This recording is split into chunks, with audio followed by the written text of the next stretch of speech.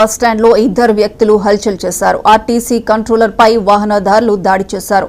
RTC ప్రాంగణంలో నిలిపిన వాహనాన్ని తీయాలని కంట్రోలర్ చెప్పడంతో వాహనదారులు కంట్రోలర్ కు మధ్య ఘర్షణ నెలకొంది.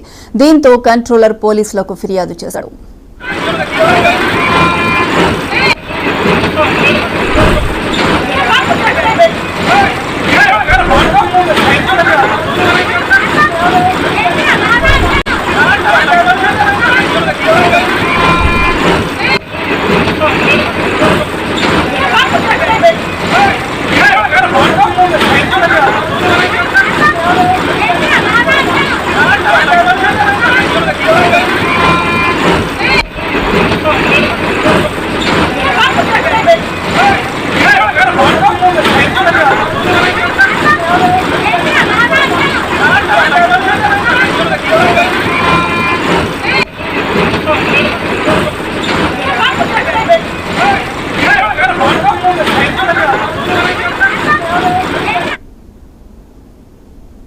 వరంగల్